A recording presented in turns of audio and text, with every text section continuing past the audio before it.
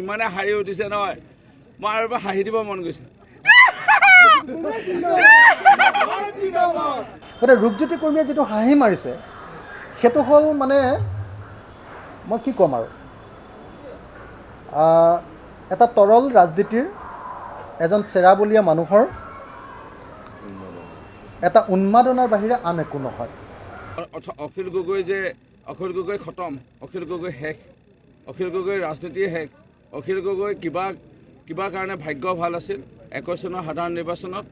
বিভিন্ন দল সংগঠনে হাতজোৰ কৰি শিৱসাগৰবাসী ৰাইজক কোৱাৰ কাৰণে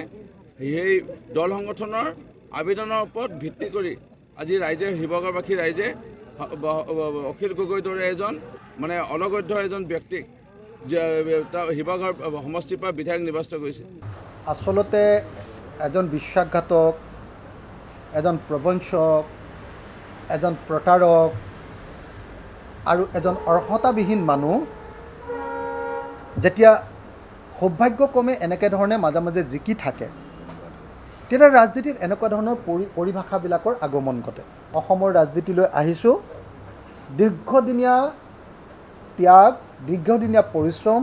আৰু দীৰ্ঘদিনীয়া জাতীয় সংগ্ৰামৰ মাজেদি আমি এইবিলাক কথাৰ উত্তৰটো তাৰমানে পাতল ধৰণে দিব নোৱাৰোঁ মইতো আৰু ৰূপজ্যোতিৰ নিচিনাকৈ হাঁহি উত্তৰটো দিব নোৱাৰোঁ সেই হাঁহিটো মই জীৱনত মাৰিয়ে পোৱা নাই আজিলৈকে কিন্তু আমি নিৰ্বাচনৰ কেইদিনমানৰ পিছতে বিজয়ী হোৱাৰ কেইদিনমানৰ পিছতে কি দেখা পালোঁ এতিয়া এটা দল সংগঠনে ৰাইজৰ দলক এৰি গৈ আছে এটা দল সংগঠন এৰি যোৱা মানে বৃহৎ অংশ ভোটাৰ এৰি থৈ যোৱা তেখেতক সেইকাৰণে অখিল গগৈ এই ৰাজনীতি থাওৰা হাৰাৰ পিছত এই বিধ্বস্তকে হাৰাৰ পিছত মৰিয়নি সমষ্টিত তৃতীয় স্থান দাবী কৰি আছিলে 1 নম্বৰ স্থান তৃতীয় স্থান হোৱাৰ পিছত অখিল গগৈতো কামেই নাই অখিল গগৈ শেষ আৰু অখিল গগৈ অলপ যি আছিল সেইটো মই শেষ কৰি পেলালোঁ ৰূপজ্যোতি কৰ্মীৰ আচৰণ দুৰ্ভাগ্যজনক ৰূপজ্যোতি কৰ্মীৰ আচৰণ মূল্যবোধৰ ৰাজনীতিৰ বিপৰীত আৰু আমাৰে এইটো দুৰ্ভাগ্য যে বৰ অশিক্ষিত অমাৰ্জিত ইনচেন্সিবল আনকালচাৰ্ড মানুহ কিছুমান ইতিমধ্যে আমাৰ ৰাজনীতিত সোমাই পৰিল আৰু এই ৰাজনীতিটো আটাইতকৈ বেছিকৈ আছে RSS আৰু বিজেপি অখিল গগৈ এনেকুৱা এজন 420 ঠগবাজ মানুহ যিজনে নদী বান্ধ আন্দোলনত কৃষকসকলক লৈ গ'ল নিজে টকা লৈ পেলাই চুপচাপ বহি থাকিল আকৌ পিছত কৃষকসকলক লৈ গ'ল কাজিৰঙাত অৰ্কিড পাৰ্কৰ নামত 100 বিঘা মাটি লৈ ল'লে আৰু ক'ত কি মাটি আছে আমি ক'ত কি ধন সম্পত্তি গোটালে চব এইবোৰ মিলিম এতিয়া মই নোকোৱাকৈ অখিল গগৈক এৰি দল সংগঠনে গৈ আছে অখিল গগৈ খতম এনেকুৱা ধৰণৰ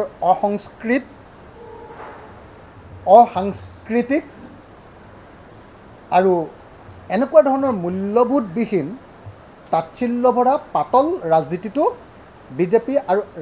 বিজেপি আৰু RSSৰ ৰাজনীতিৰ এটা অংগ সেইকাৰণে ৰূপজ্যোতি কৰ্মীৰ যিটো আচৰণ সেই আচৰণো বিজেপি আৰু RSSৰ সামগ্ৰিক আচৰণৰ প্ৰতিফলন তেওঁ যি ৰাজনীতিত গৈছে সেই ৰাজনীতিৰ প্ৰতিফলন ঘটাইছে তেওঁৰ হাঁহিৰ জৰিয়তে